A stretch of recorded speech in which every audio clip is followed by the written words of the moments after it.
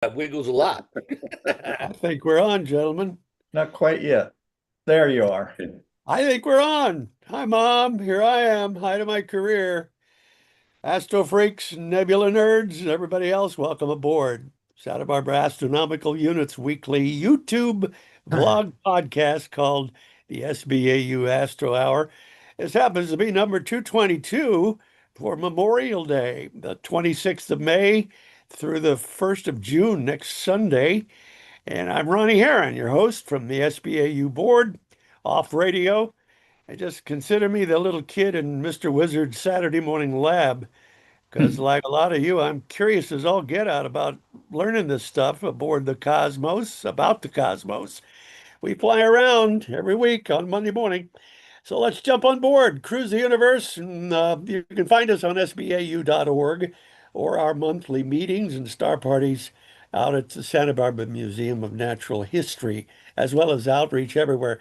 This week, we're going to talk about the 86th of 88 constellations by size. The second smallest is known as Sagitta, the arrow, unless It's it's two pronounced. stars. Is Actually, it three Sagitta? stars. Okay, well, it's probably a binary. We'll talk. Venus, the crescent moon, are hugging at dawn. And with the new moon occurring tonight, let's dip into the Lagoon Nebula, M8 up in Sagittarius. On the edge of lenticular, I knew I'd not get through that, a lenticular galaxy called NGC 3115. The spindle will gut up that edge on. And Canis Venecici. Within that, high in the west, is an asterism that's brand new. 1963, it was discovered, called Up Grand 1. That was the year I graduated high school. And there's a possible exoplanet world out there with life on it, single temperature ocean surrounded on all sides by ice. It's possible. And we're going to look into some extremely high density objects in space. Let's meet the crew of the Starship Astro Hour. Our commander, the Captain Kirk of the show, is man in charge, beloved President Jerry Wilson. Hello, Jerry. Good morning, and good morning, Joyce. All right, he can keep the controls of all this. 7 or 8 years in office, and they're never going to vote him out. You're going to have to die first. He's married to Pat Forgy. Also married to Pat is our first mate, outreach guy Chuck McPartland, with his vicious black leopard pet that he brings on board. First mate for the starship. Well, that's Chuck. Navigator. That would be Tim Crawford, Oh, who is married to Karen. I neglected to say Chuck's married to our treasurer and merchandise manager, another Pat McPartland. And Tim, I didn't know you were doing the Tuesday workshop anymore. Are you on board that still? on and off, on and off. Okay, on the screen, that's tomorrow night. And his wife is the lovely Karen, lens expert, if you will. Here's our science officer, Tom Whittemore. Held Morning. down a lab out in Westmont many years. And he's beloved. He's is married to the great lady named Maureen, whom I met and know. Our Vulcan on board is Bruce Murdoch. You can see his pointed ears. He's the guy that beams us onto the screen, By using the a way, big. Tom, happy birthday to Maureen. A little bit Oh, late. thank you. Yeah, she got Pat's Email. best wishes. Yeah, it was yesterday. Thanks, Chuck. I don't suppose those birthdays are listed in that listing of members booklet we buy for $1, is it? How do you just happen to know, huh? Tom or Chuck? Yeah. Yeah. What are you doing to take her to? Never mind, we won't go there. Bring her to the potluck in 2 weeks. Well, I'm not sure, ladies and gentlemen, what's going to come on the screen for Jerry's weekly science cartoons, the silly ones and the thought provokers. There's a lot of thought provoking these days. I only got 2 over the last week, but we're ready. So here we go. Oh, this is a new one, the alphabet in alphabetical order. Yeah, we're in a desert of online astronomy cartoons. So I went to a book I have by Sidney Harris and got 3 Okay. of them that you won't recognize. This Well, is did you one. photograph this for the screen, or it's not offline then, huh? I don't know what you mean. You said you got it out of a book. Yeah, I did. I opened the book and took a picture of the page. And this is that That's what I picture. asked. That's what I asked. You didn't Oh, go okay. somewhere. You want to run this by us? This is the What is this? alphabet in alphabetical order by sound. Oh, So you H? see AITCH, that's H. it starts by, oh, I see. Okay. H The and then sounds R and I, I. okay. Or A. B, yeah. Q, oh, there's a good one. D. That's all 26 letters pronounced phonetically. I've never Yeah. thought of that. That's great. Mhm. I'm sure there's some scientific basis or historical basis No, that I Chuck don't could think give us. so. Sidney Harris has a unique view of the world, which is sometimes very funny. Well, he's probably into the mushrooms coming up This with is stuff this like is the name of one of his books. Einstein Simplified. That says it all. He looks more like the one on the left, though, I'm afraid, Yeah. or did. There's a metric clock, meaning it's going 0 to No, it's got 10. 10 hours in the day, not Yeah. 12. 12 is such a great number, it can be divided so many ways. 10, okay. This one I did get. Can you keep it Yes. large? Because it's two views of one an actual Hubble photo of a nebula, and the other one Oh, is this comes just, from Star Trek, Yeah. one of the episodes of Star Trek. you're kidding. The bottom one is photoshopped by AI, and somebody goes, No, "Oh, it's a crap." The bottom CGI. one is from a Star Trek episode. Right. It It's a is. CGI. Right. Oh, for crying out loud. It's the Did they planet use the killer. top one? What? Well, Star Trek was on long before Hubble was launched, I think. How did they? Ron, the bottom one has nothing to do with Hubble. It was a special effect in one of the Star Trek shows. Yeah. I thought the bottom one was something they did to the top one. I'm sorry, they look No. alike. No, it's the other way around. Someone looked at the Oh, top one okay. and thought and remembered that it had an episode with something that looked vaguely like that. So they put it together. Did they Yeah, say, the bottom one was a planet eater. It Yeah. ate planets and used them for energy. Right. looks like a And it was- windsock at the Yeah. airport? Shout out to whoever created the word plethora. It does mean a lot. I like the word plethora. What's the opposite of plethora? Is there an opposite word? Paucity. Yeah. Paucity, yeah. Paucity. Okay, not shortage. Yeah, Yeah, sure. paucity is a shortage. Yeah. Oh, this is good. This is Some not a theories. cartoon. This is a panel. But I love this. You want to go through these theories that became yeah, it has discoveries? black holes were theorized in 1916 and actually detected in 1971. Gravitational waves were theorized in 1916. They were looked for from 1967 and they were finally detected in 2015.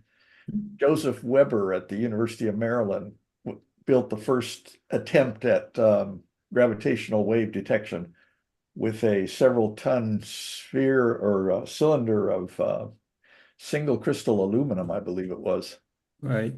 No There's another chance of guy hell. at LSU, another fellow at LSU built a contraption sort of like that. Okay. Yeah. Right idea, but no chance of detection. Right. Antimatter was theorized in 1928 and detected in 1938. And the Wow. Higgs boson was theorized in 1964 and detected in 2012. So You we will have a understand. theory today, which has possibly been detected. So I'll let you guess at which one it is that when we get to it. Oh, in this hour's talking points? Yeah. It's not dark matter, wimps versus machos and stuff like that. Well, let me get going here.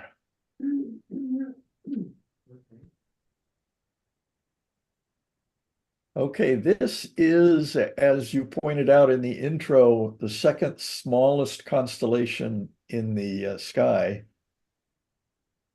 Sagitta, the arrow.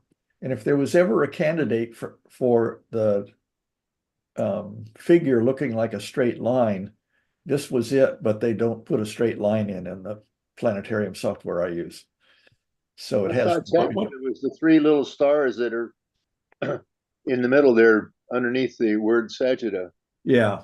That's the fletching of the arrow, and then way over to the left is the tip. Right. This is the tip here. Oh, Yeah. okay. Yes. Yes. Yeah, okay. Well, Seems like is the picture on the inside of our planetarium just a bow and arrow, or just an arrow, or what is it? It would be just an arrow. Just an arrow. Yeah. Wow. as It's opposed the to arrow Orion. shot by Hercules to kill the Stymphalian birds. It has nothing to do with Orion. Nope. No, I've always seen Sagitta as just 4 stars. The 2 right where Sagitta is on the screen, and then the Right. 2 to the left there. Yeah, yeah. Mhm. But this time we're directed to M70. pretty much Mm. We're going to say something, even Tom? to the dumbbell. Oh, Just out of curiosity, what's the 88th smallest, the last? Southern don't know. Cross. What? The Southern Cross. oh, Oh, that's considered a whole constellation? Yeah. it's a It's not an very ast- small cross. It's nothing like the Cygnus in the north, which looks like a cross. Okay, I thought maybe it was an asterism. They're all Asterism is asterisms. just a generic term. Yeah, Okay, well, there's a difference, isn't there, between constellations and asterisms? Yes, an asterism is a generic term, but a constellation is also an asterism. Oh, it is. Oh, now I I know. thought asterisms were Small sub things, versions. pieces of constellations. Well, it's a pattern of stars. yeah. And Just think of Right. asterism as meaning pattern.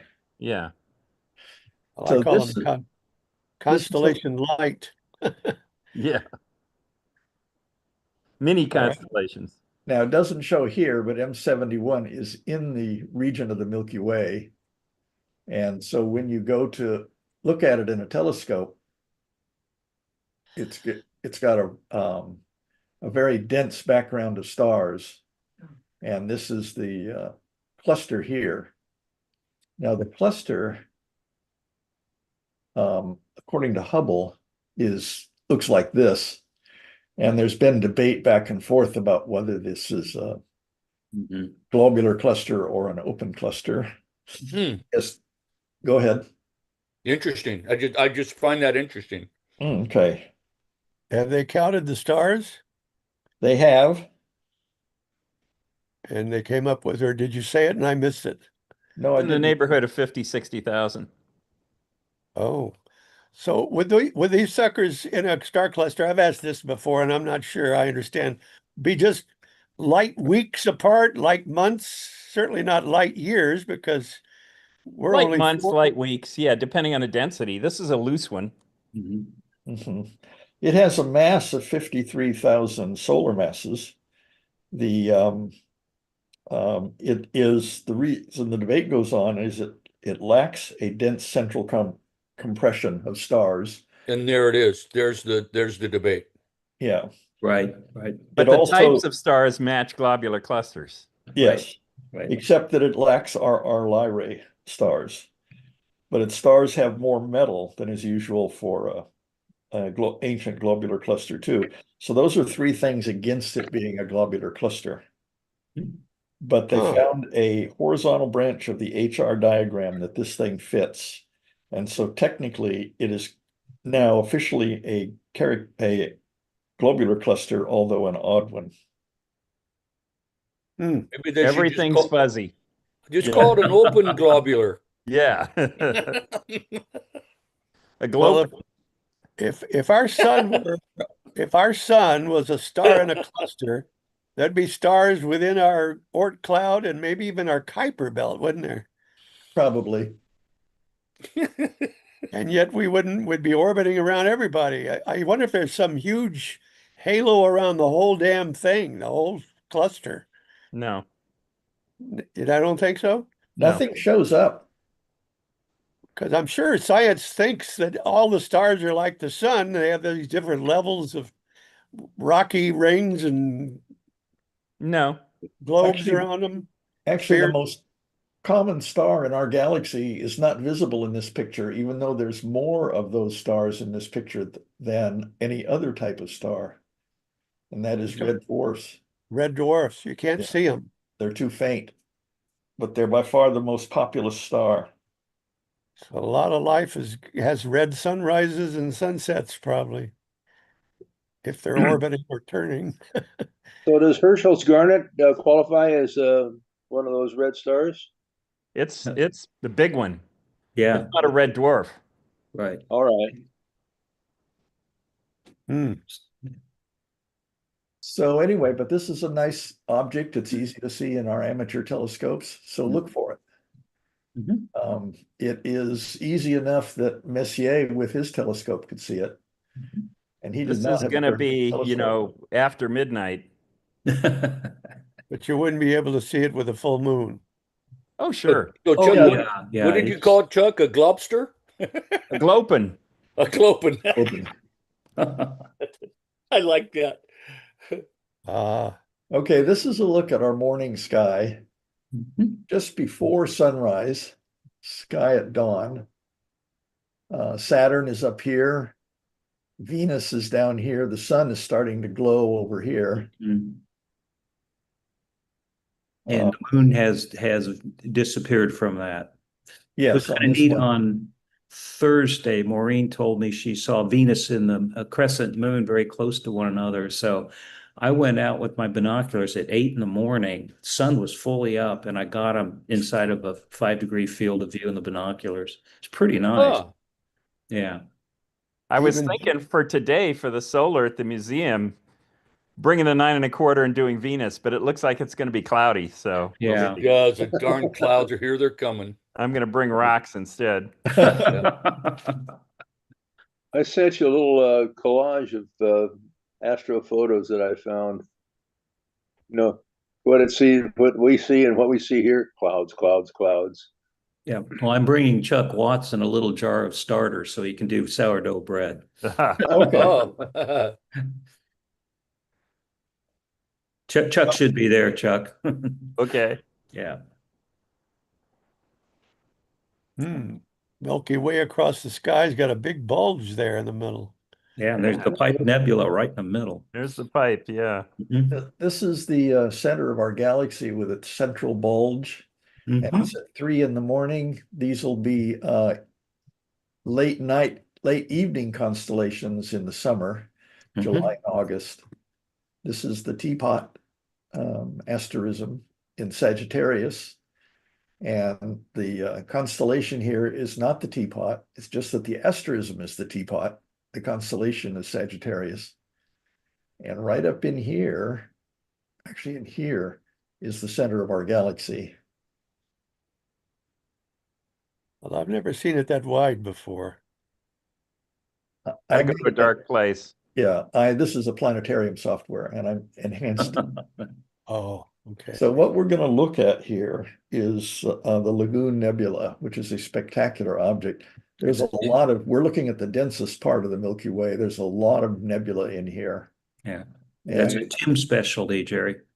what's that? That's a Tim specialty. I just love Oh. this area of the sky. I Oh, love Bruce this does area. too. Here's M8, the Lagoon Nebula. And it's naked eye from a dark place. Yes. Yep, yep. And here's M20, the Trifid. A lot of other stuff up here. M22, globular cluster. Mhm. M17, we'll be looking at that at Refugio. M17, that was the one we just looked at up there. Yeah. Yep, we'll do it later in the summer, I think. Yeah. Yeah. Not at this one coming up next Saturday. Nope. And up here in Scutum is the flying duck cluster, which I still can't see a flying duck. Wild ducks. Yes. Wild Well, duck, that's, yeah. yeah. Wild duck.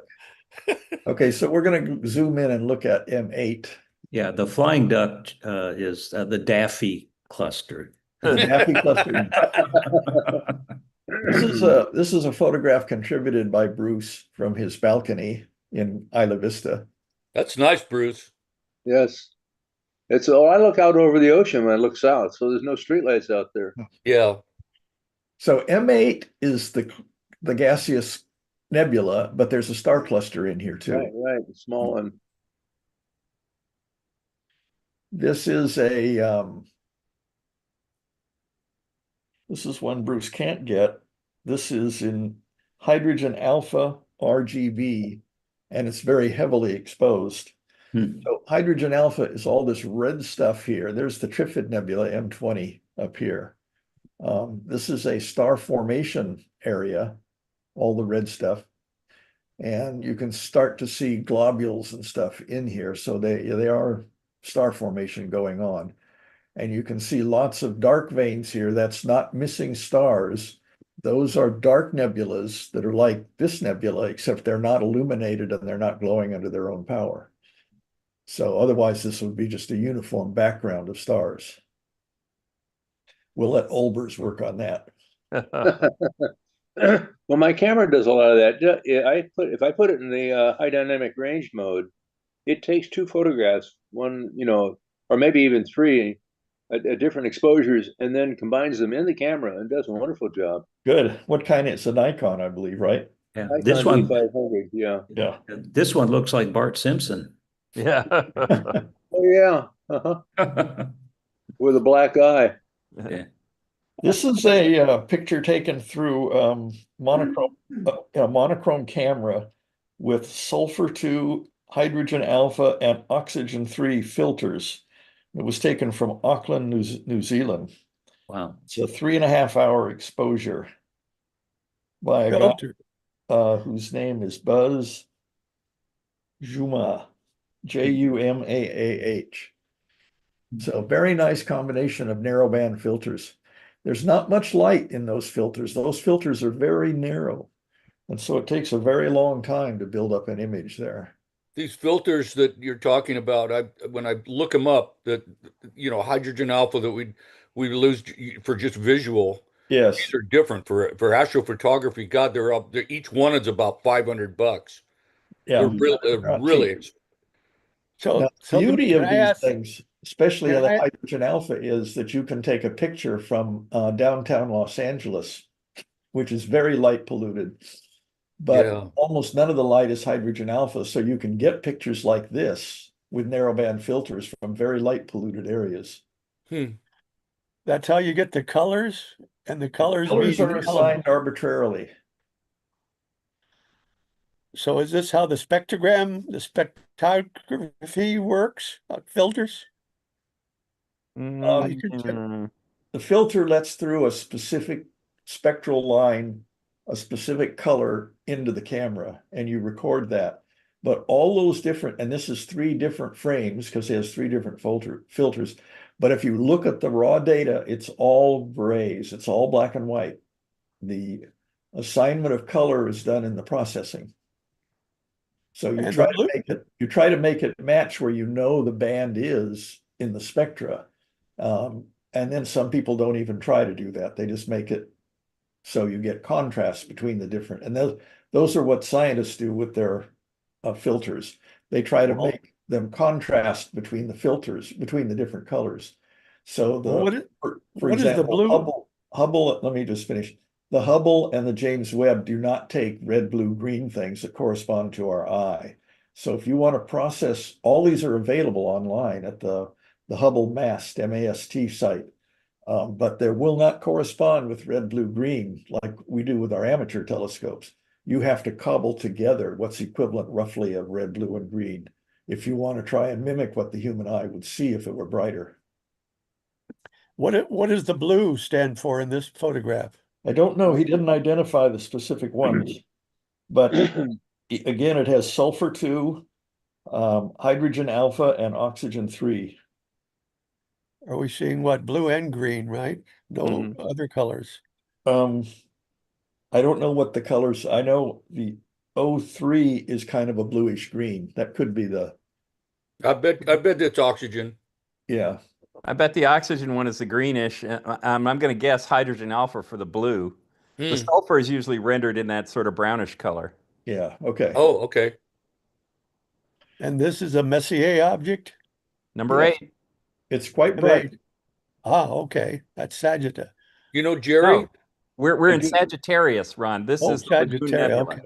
Nebula. Okay. Jerry, when one of the best views I ever saw, just live view, was up at one of our campouts at Kachuma Lake, and Tim Wittenberg had his 127 teleview, no filter, looking at the lagoon, and you could see the outline here that you can see of the outline of a lagoon, and the center of it was just all these little speckled sand in the center. It Yeah. was just incredible. I haven't seen anything like it since. It was just the telescope, no filters at all. You reminded me of my best view of it, which was in 2003, I think it was, at the opposition of Mars. Mhm. And I had set up my NP 101 at in Taos, New Mexico, at a place outside of Taos called the Bed and Breakfast, or Bed Adobe and Stars Bed and Breakfast. And it was just jet black skies, and it was just awe-inspiring seeing M8 through that telescope with no filters. Yeah. And No this is the filter. That's lagoon we're incredible. looking at. I assume that's the reason it's called the lagoon, the blue. It looks like the blue lagoon. You don't see any colors with your eye. Yeah, the lagoon is the dark area that comes in between in the main nebulosity, and it's kind of blown out here. Yeah. Yeah, you go back to the picture that I took, and the lagoon is very prominent. Wow. So it's that dark area. Yeah. Right. I Good think when job, we Bruce. look at it in our sky now, the thing that's nice is, especially if you have a filter, is that it's a combination of a nebula, in other words, the cloudiness in there, and an Yeah. open cluster in the middle. So it's a combination of those, and it's through a telescope, it looks pretty cool. Yeah, this could be what you're going to see in a telescope, but no color. No. Really? The stars It may depends have on the color. size of your telescope. What's that? I said it depends on the size of your telescope. Yeah, if I- you're going 4 feet across, you might see some hints of color. Yeah. Yeah. But I'll if take you can, two. but if you can see red dwarfs, are they red? Yeah. Yes. Oh yeah. Okay. But Oh, other good one like colors, that. You know, Hubble's garnet. I'm not Hubble's. Herschel's garnet. Herschel's. Yeah. Yeah. But that's a red supergiant. Right, it's a Myra type star. oh, you Carbon. definitely see those. Hmm. And it's very red. I mean, it's really red. Fascinating stuff, gentlemen. Now this is in a pleasant evening before you go to bed. You won't lose any sleep. You can see Mars up here. This is about 9 o'clock in the evening. And it's up here in Cancer. I don't see any other planets around. But this cursor is on a galaxy called the Spindle. What is it? NGC 3115. And it's about to set. It's about an hour and a half before setting. Yeah, Jupiter has already set, Jerry. Yeah. This is what it looks like through the Hubble telescope. Really blown out. Yeah, we're finished. Well, that's what it looks like through the Hubble telescope. Yeah. Well, there's a lot of distant galaxies in this image too. Yeah. Really? Can you point them out? One's right at the bottom. Ones that have points or stars, right? Yeah. But yeah, There's one there below about and to the 10 meters. left. Yeah, Okay. there's several in there. One at about 10 o'clock within the fuzz of the galaxy. Yeah, I was going to say, I was going to call that 11 o'clock. Yeah, that's a 10:30. barred. That looks barred too, doesn't it? Yeah. So this is the lenticular we were talking about. Yes. Mm-hmm. And you can see it's lens shaped. Yeah. Is it orbiting? Is it moving? Well, Other than through space, maybe, I guess, as one. yeah, and the stars are orbiting. Mm-hmm. Really, it's like one Okay. gigantic star cluster, isn't it? It's a galaxy. That's what a galaxy is. Well, I understand that, but many of them have arms, and up until you guys told me different, I used to think that would tell me exactly how it's turning, clockwise or counterclockwise, depending on how the arms face. But now I learned from you that it could be either way, right? Mhm. So can you guys see me? Yes. Yeah. Uh-huh. You're in a small patch. Can you see the zoom or the share? No, we're still seeing the original image. Okay. My machine has locked up. Ah.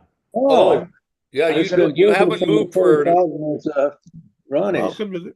Welcome to the club.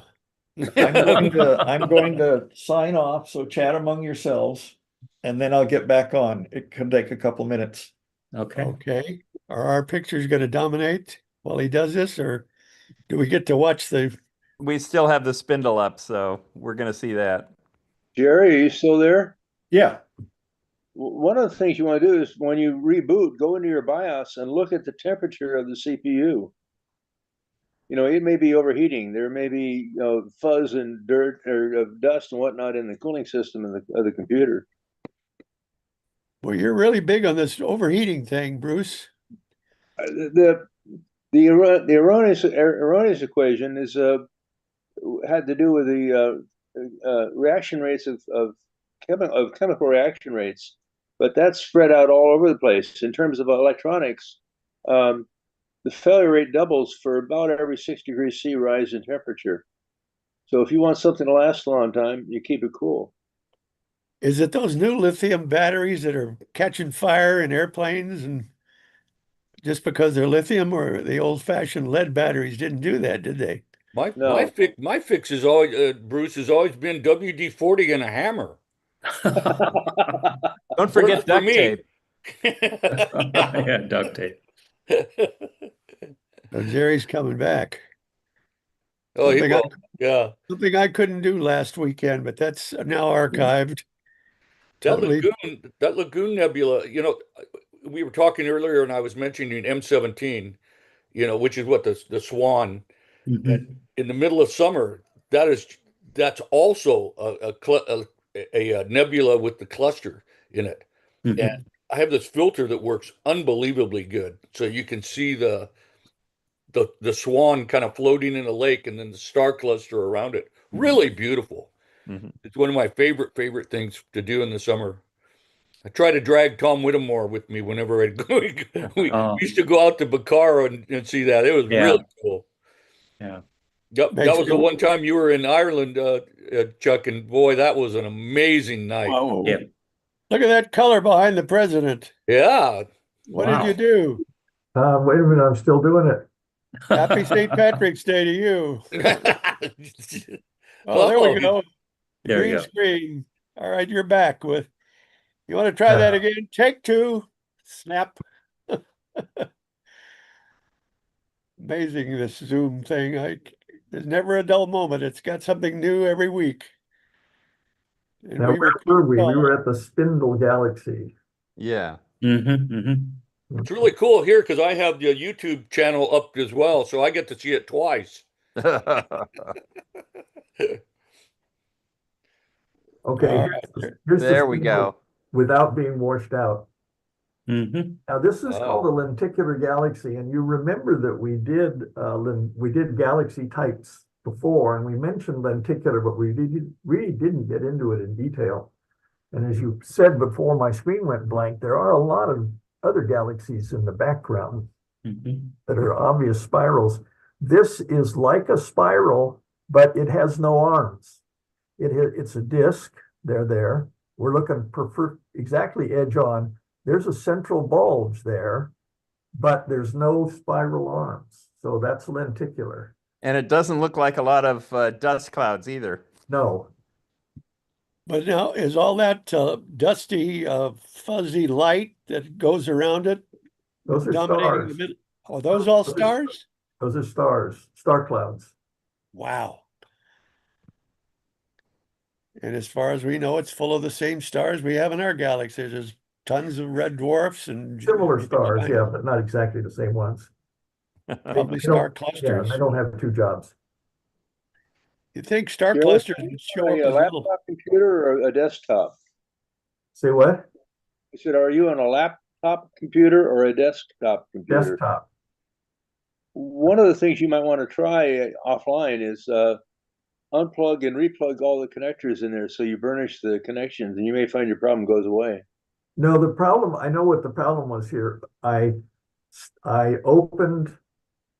tried to share the picture in a different program, but I hadn't shut down sharing it in the earlier program. Oh, So if I remember to shut down before I try and open something else, it doesn't happen. okay. Yeah. Well, somehow your picture went to the bottom of ours when you came back. I wonder if we can move those with the cursor. No, Ron, you can change what you're looking at up top. Yeah. You can on top? You can do just the meeting and that shows only us, or you can do the Zoom screen and then you can choose whether we show up at the top or not. Now I'm going to have to go back to the other software to share because this one doesn't keep track of the order they're in. So this thinks it's the last picture I'm going to show.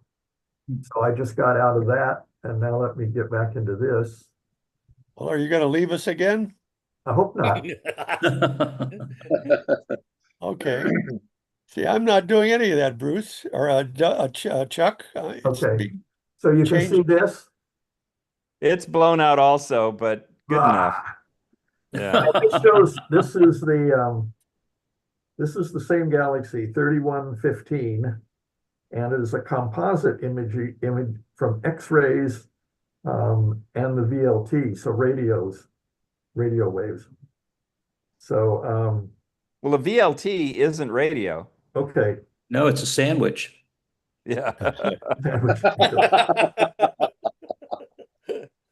Quick. That's one of your best, Tom. Thank you. Well, our Milky Way is 100,000 light years across. How big is this sucker? Probably similar. Yeah, probably similar. Oh, okay. Our So it's Milky not- Way galaxy keeps growing in terms of size because they keep finding stuff further and further out. The last estimate I heard was 200,000 light years. Yeah. It's kind of where you define the edge. Right. Well, do you suppose people on planets orbiting in Andromeda looking at our galaxy see exactly the same thing as we see in Andromeda? We're a barred spiral, but it'll be, similar. At an you think would be at an angle to Yeah. people in Andromeda? Okay. Fascinating stuff. Who did we lose? Nobody. All right, we're back. Yeah, Lenticular are us, yeah.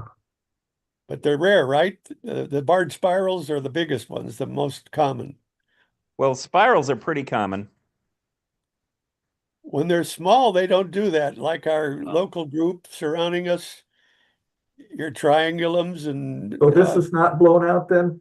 This is not blown out. This is Okay. It good. looks really good. So this is the same galaxy, 3115, but it's superimposed an X-ray close-up of the core. So these are very energetic stars. wow. Black hole? No, well, it could be, I guess. They're X-ray binaries, so they could be black holes. They could just be messing with each other. Yeah, the X-ray image are most likely binary stars containing gas that is being pulled from one star to a stellar mass black hole or a neutron star. But all those globs inside the square are stars inside of that distant a They galaxy? are points of X-ray emission. Gas Oh, being pulled off of some nearby body by a binary companion. oh, I see. Okay, you can't see the stars. Not at this range. The stars are this haze in the orange part. Yeah, and they usually can tell there's a supermassive by stars going like crazy around them. Right? Well, here they can tell because of that blob in the center. That's the black hole. Yeah. And those white things that are X-ray sources are going around it. So they Yeah. probably are stars then.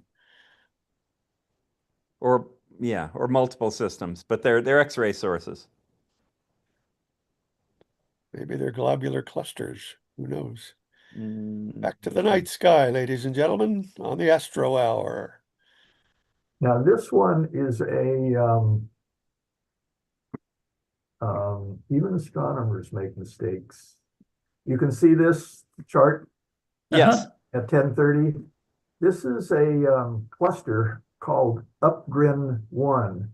Was discovered, what I think in 1963 by in Canis Venetini by a guy named Upgren. And after carefully checking all the stars in the cluster, they decided it was not a cluster. Huh. It's an asterism. It's just stars. This was the identified Upgren 1, but they're all at different distances. So So it's they're not just, necessarily gravitationally bound then. they are not gravitationally bound. Why Just a would they chance call this an lineup. asterism? It doesn't look like anything. Yeah. It looked like a star cluster to Mr. Upton. Yeah, he must have had some idea of playing with dice. Yeah. He was smoking the wrong dope. Looks like the Pleiades in a few thousand years. Mhm. Or a few million, maybe. Yeah. Aren't there 7 Pleiades? I count 7 stars in that little whatever it is. It's not a There's about cluster, huh? 1,500 stars in the Pleiades. Seven, yeah, seven. Doesn't look like the Pleiades. That's pretty sparse. Oh my God, 1,500 in the Pleiades? I didn't know Yeah. that. Mhm. Not with the naked eye. Yeah. Oh man, that's a lot. That's a lot. If Really you can count beautiful. those, yeah. Mhm. Beautiful What in is that? binoculars. Now our active sun continues. This was taken by a French Facebook friend of mine with his Lunt 60 millimeter H alpha. And it was, let's see, the French date up here was the 20, no, that's the year. 22nd. 22, 22nd of 22 May, May. 22, so that's 4 days ago. And Yeah. this, And I think I saw this prominence. yeah, In my scope, I saw this prominence. When you sent this picture out, I said, I remember this from the other day. okay. Well, something's coming toward the Earth right now, isn't it? What do you mean? Well, it's something I Oh, you just mean a read. CME? It's There something that's was going to be. an X level CME about a week or 2 weeks ago, but it hit in the Indian Ocean over India. Really? One spot, huh? We lucked out. We were on the other side. Well, Yeah. no, it was off to the side. It missed us and it missed the Earth basically. But what the maximum we could get hit India. And that's not the same stuff that makes the northern and southern lights that comes Yeah, in on the same like, stuff. it is the same stuff. Except this is a prominence. It's going to fall back into the sun. This is not an eruption or a flare. Wow. Excellent work. I wonder how many Earths could stack into that tall tower of fire. I think Earth's about this big around here. Oh, no kidding. Good Lord. Yeah, Earth is 8,000 miles in diameter and the sun is 800,000 miles. Well, that Brian Cox has a way of describing vast distances, a million Earths inside the sun, and so vast and far we can't possibly comprehend it. I just accept his statement that I don't try. This is the eyeball. Yeah, Looks like oh, this is that weird new exoplanet they think they found. possibly. Now this is our Earth, and this is a super Earth or a mini. What's the second? Neptune. Between us and Neptune. Yeah, and so it's a hypothetical planet. It has not been observed to be this way, but the situation, it's like what is that? Circumstantial evidence, but no direct evidence.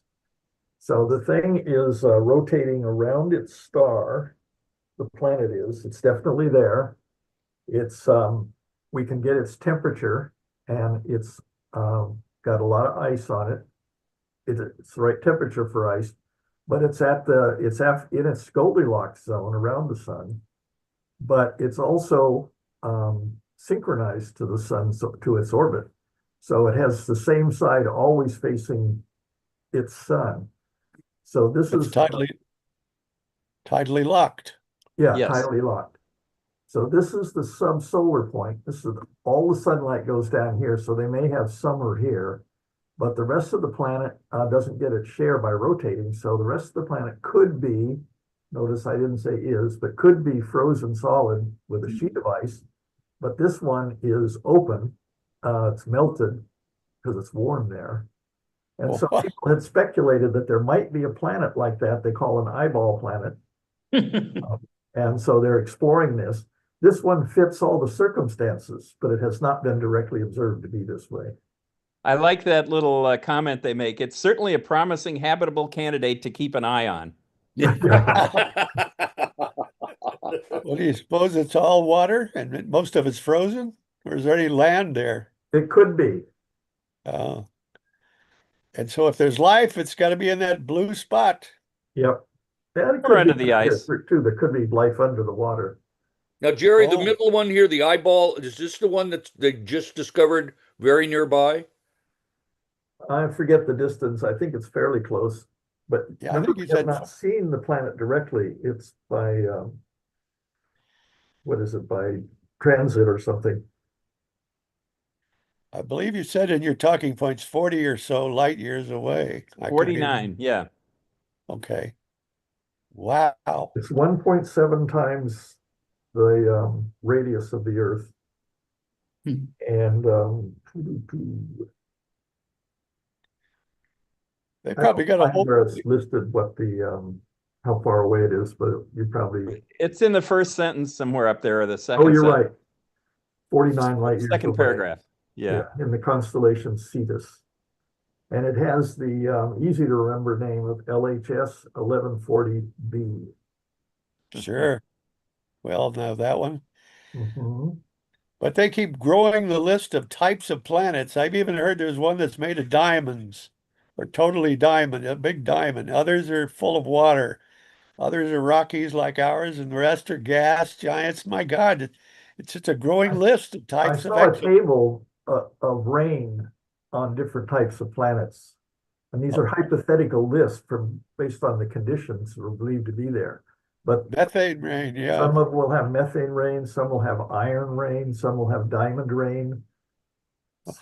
So this depends on Anything you what. could, all the science fiction you could imagine can't eclipse what's probably actually out there. Yes, Yeah. that's what I've thought that there's not much room for new science fiction in these things because either that or all the astronomers were once like I was, but avid science fiction fans. Amazing. So now this is a asteroid that we're going to look at or talk about.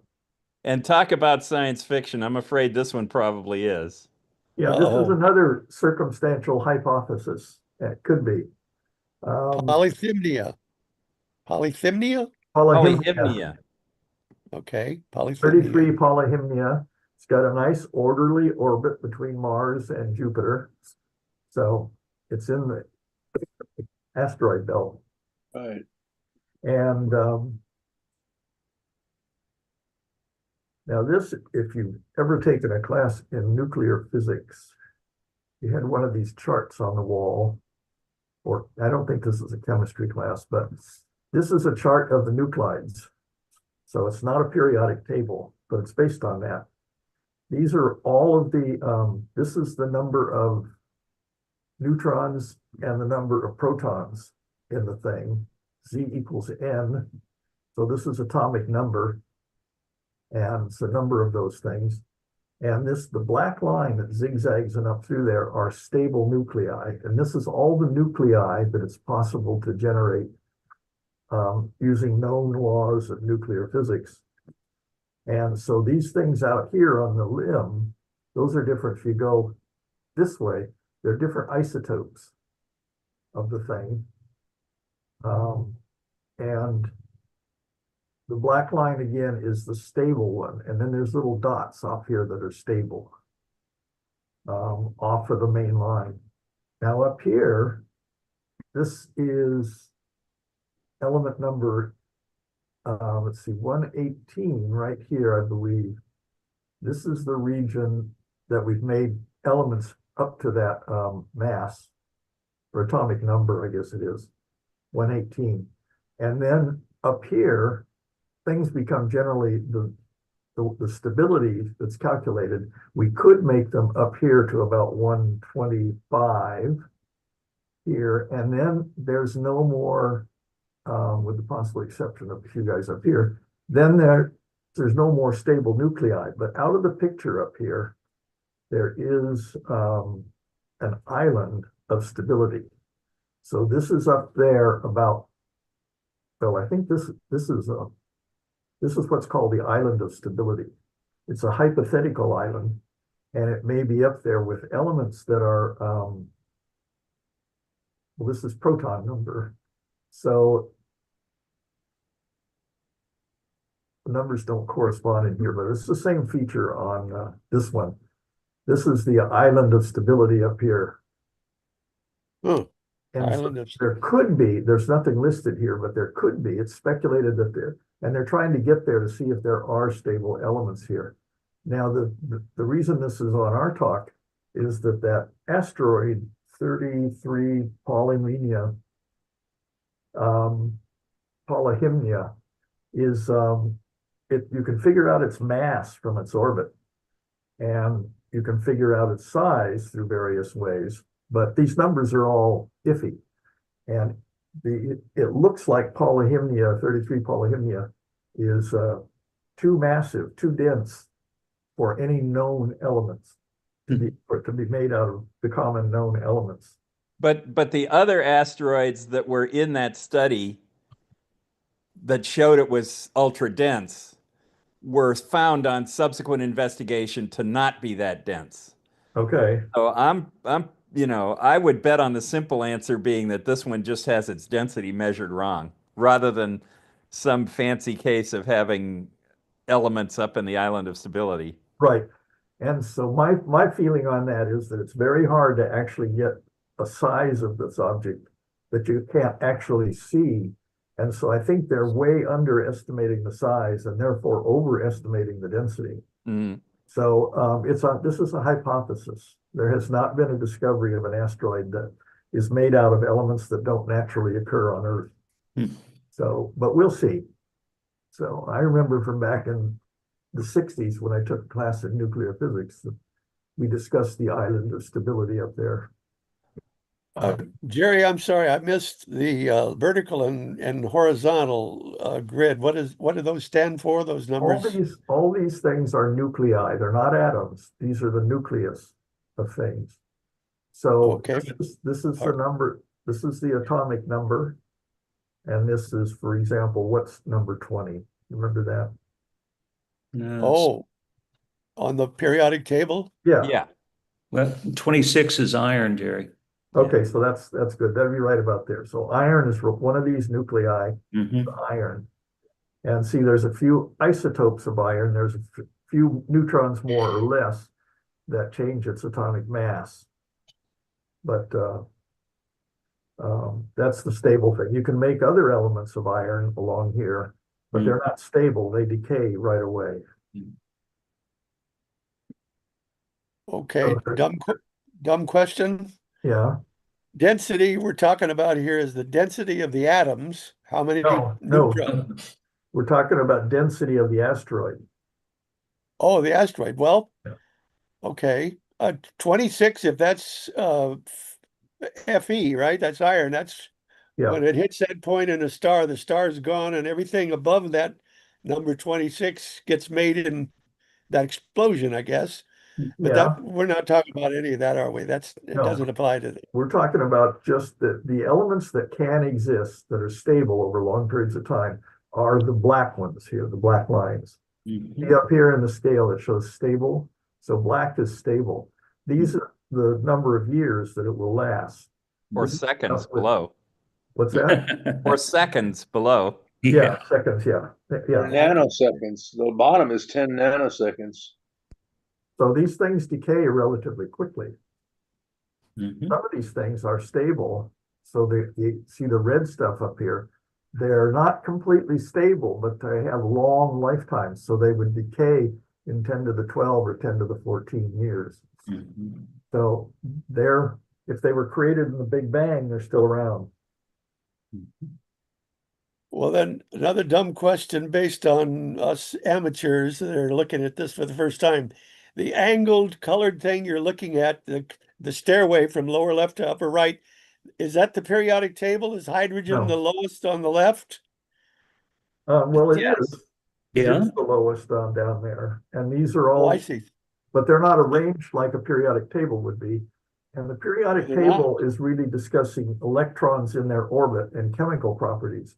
This is discussing nuclear properties and the nucleus. It ignores all electrons. So And these, the reason the big colored bar is above the Z equals N line is because of the neutrons. yeah, Oh, okay. So protons and electrons would indicate the number of the element on the Yes. periodic table. the So number we're of not looking at bosons, what? the number of bosons. Bosons. Oh, no, fermions. Excuse me. Well, I'm going to stop. Okay. My memory is fading. But What? the upper right, are those the higher elements? Way Yeah. up in cadmium and Yeah, radium and these are the weight, atomic number. Right.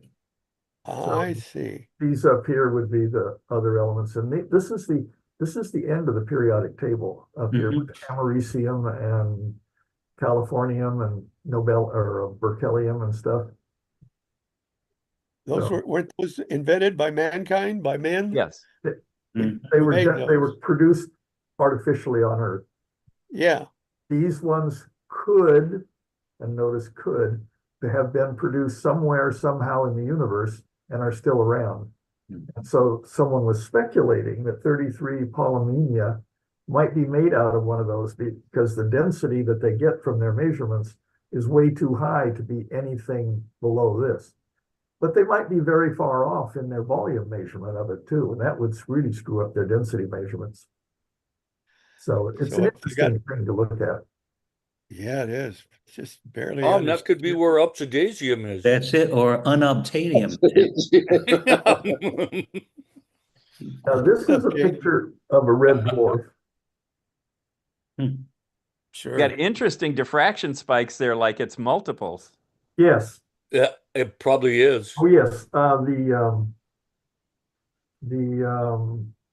Thing we were just talking about, 33 polyhymnia, is from a paper published by a physicist from the University of Arizona. All right. It's called a CUDO, Compact Ultra-Dense Objects. And it's believed to be above the mass of osmium, which is the heaviest natural element. Well, wouldn't the natural picture to be taken would be Proxima, wouldn't it? There's our closest neighbor. It's only 4 light years. It's a red dwarf. This is the second closest star to Earth, Ross 128. It is 11 light years away from Earth. It will be the closest to Earth in the future. It's not the second closest red dwarf, but the second closest Earth-sized exoplanet. Okay. This is an exoplanet? I thought it was a red No, dwarf star. that's This is the a star. red dwarf star, but they found this exoplanet around it. Right. Just like Proxima B or A or whatever. It has a mass of 1.4 times Earth's mass, so it's a little bit bigger than mass. It's of 1.8 times Earth's size. It orbits in the habitable zone of the red dwarf star. It is tidally locked, meaning one side perpetually points to it, but it's probably not an eyeball star. But It is I've read or heard, Jerry, that those red dwarfs, even though they're very common and I think they last a long time, are still just violent, churning, doing all kinds of stuff. The would make point of this life- article is that this one isn't a violent one. Right. Oh. Yeah. Wonder why they're so violent. They're churning small. around. They have convection, and so the magnetic fields are really dynamic. And they're small stars, so the gravity doesn't pull the prominences back as easily. So that it can escape, has a lower escape velocity from the star. Now, this is where it's located, Ross 128, in the constellation of Virgo here. So this is in the evening sky, about 10 p.m. I didn't show the horizon.